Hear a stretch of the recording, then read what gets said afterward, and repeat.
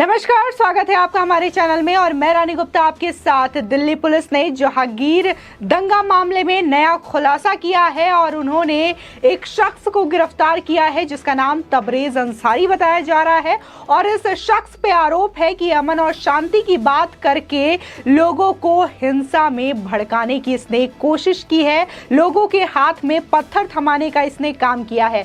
आपको बता दें कि देखा गया कि किस तरीके से 16 अप्रैल को हनुमान शोभा यात्रा के दौरान पत्थरबाजी होती है। एक समुदाय के द्वारा ये पत्थरबाजी की जाती है जिसके बाद वहां पे हिंसात्मक माहौल हो जाता है और ये घटना जो है वो लगातार सुर्खियों में थी और लगातार सीबीआई क्राइम ब्रांच जो है इसकी जांच कर रही थी और इसके बाद लगातार जो इससे लिप्त अपराधी थे वो सामने आए, चाहे बात अंसार की करे या फिर अब तबरेज अंसारी की करे, जो कि ये भी मुख्य साजिशकर्ता बताया जा रहा है। और ये कहा जा रहा है, पुलिस के द्वारा ये आरोप है कि इसने भी लोगों को पत्थर थमाने का काम किया। और जहां 16 अप्रैल को ये शोभा यात्रा के दौरान हिंसा भड़की थी, तो वहीं जब ये मामला चल रहा था और पुलिस लगातार इलाकों में गश्त कर रही थी, शांति माहौल बना रही थी, तब ये सामने आता है और अमन और शांति की बात करता है। दरअसल ये अमन कमेटी से भी जुड़ा हुआ है तबरेज अंसारी और वहां पर ये तिरंगा यात्रा निकालने की बात करता है, भाईचारे की बात करता है, अमन शांति और सौहार्द की बात करता है। लेकिन जिस तरीके से देखा गया 16 अप्रैल को जहांगीरपुरी में हिंसा भड़की थी, तो कहीं ना कहीं ये भी उसमें आरोपी बताया जा रहा है। पुलिस की जांच में ये बातें सामने आई है। आपको बता दें, दिल्ली पुलिस ने जहांगीर मामले में तबरेज अंसारी को गिरफ्तार किया है। वो दिल्ली पुलिस की अमन कमेटी के भी सदस्य थे और अमन की बातें कर रहे थे।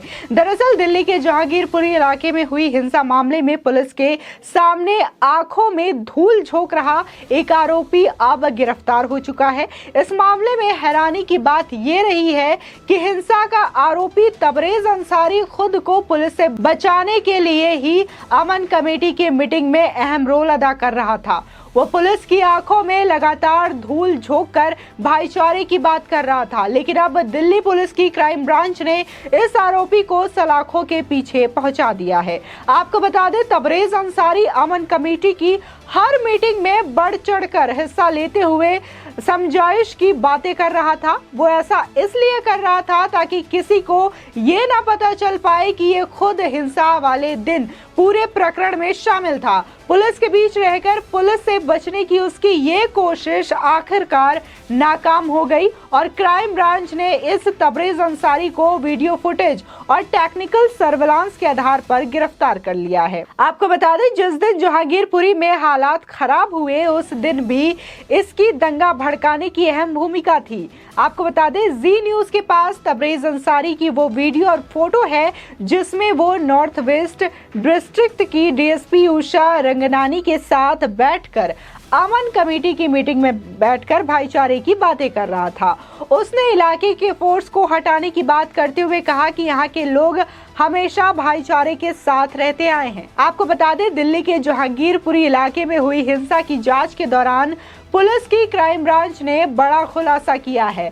दरअसल पुलिस अधिकारियों का कहना है कि इस पूरे मामले में कई हार्डकोर नामी गैंगस्टर और बड़े बदमाश भी शामिल थे। इनमें से कुछ बदमाशों पर तो कई आपराधिक मामले भी दर्ज हैं।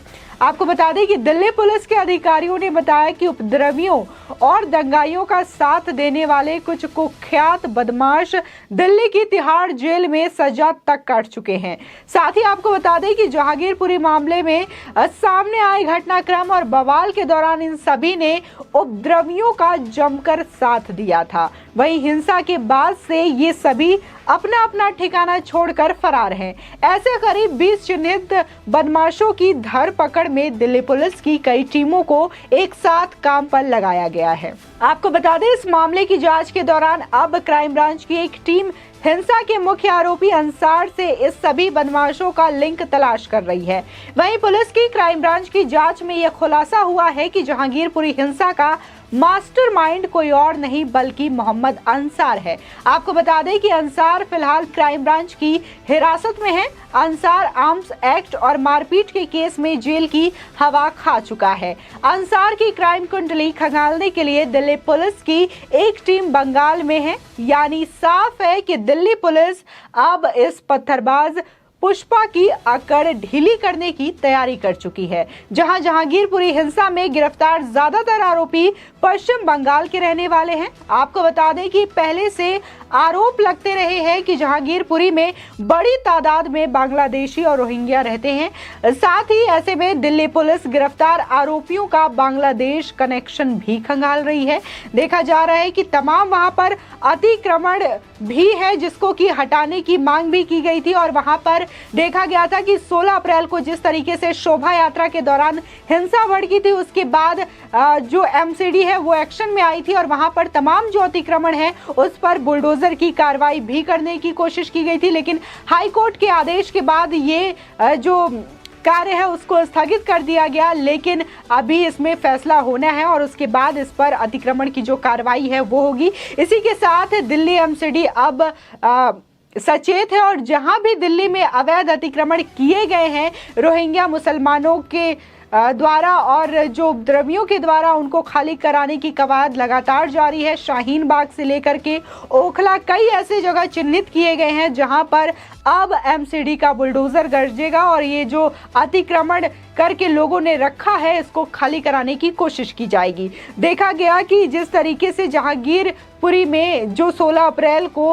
हनुमान शोभा यात्रा के दौरान अचानक से एक समुदाय के द्वारा पत्थरबाजी की जाती है और ये जो शोभा यात्रा एक खुशी के माहौल में निकल रही थी वो अचानक से हिंसा के रूप में तब्दील हो जाती है, जिसके बाद वहां पर लगातार पुलिस फोर्स भारी संख्या में एक्टिव रही।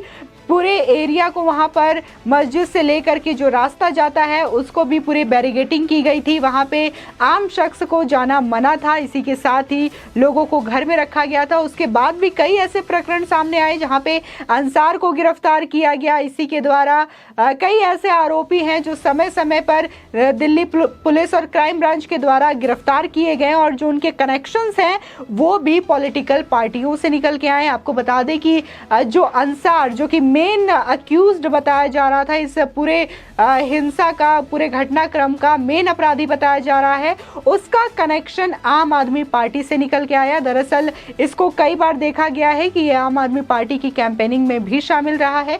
वहीं अगर आम आदमी पार्टी की बात करें तो उनका दंगाइयों से हमेशा से ही कनेक्शन देखने को मिला है। अगर 2020 के दिल्ली हिंसा की बात करें तो ताहिर हुसैन का भी नाम सामने आता है जिसका कनेक्शन आम आदमी पार्टी से पाया जाता है। दरअसल वो आम आदमी पार्टी का पार्षद भी रह चुका है।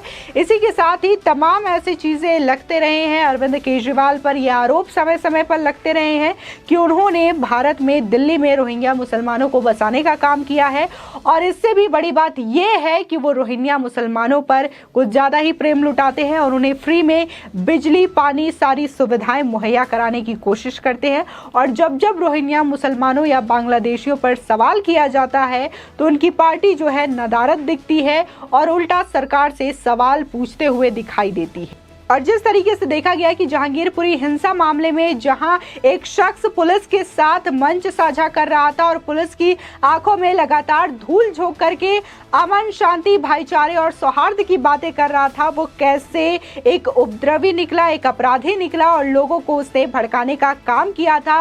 और शायद वो इसीलिए लगातार पुलिस के साथ मौजूद थी। हर अमन कमेटी का सदस्य भी था और शांति की बातें करता था ताकि पुलिस को उस पर शक ना हो सके। लेकिन अब पुलिस और क्राइम ब्रांच की टीम ने सर्विलांस लगा करके उसके डिटेल्स खंगालने शुरू किए, जिसके बाद ये बातें सामने आई कि उसने कैसे दंगा को भड़काने की कोशिश की, उपद्रवियों को भड़काने की कोशिश की और अब वो पुलिस के हत्थे चढ़ चुका है। उसका नाम तबरेज अंसारी बताया जा रहा है और तमाम जो डिटेल्स है क्राइम ब्रांच लगातार इस मामले में खंगाल रही है और जो भी कनेक्शंस सामने आ रहे हैं उसका बारीकी से अध्ययन किया जा रहा है। वो कनेक्शंस बांग्लादेश से भी खुल करके सामने आ रहे हैं कि कैसे जहांगीरपुरी जो इलाका है वहाँ पे बड़ी संख्या में बांग्लादेशी और रोहिंग्या बसे हुए हैं जो कि अवैध तरीके से है। इसी के साथ ही एनआरसी की भी वहाँ पे मांग उठ रही है कि वहाँ पे एनआरसी करवाया जाए और जो अवैध तरीके से लोग रह रहे हैं हैं उनको वहां से हटाया जाए। इसी के साथ ही अवैध अतिक्रमण को भी लेकर के वहां पे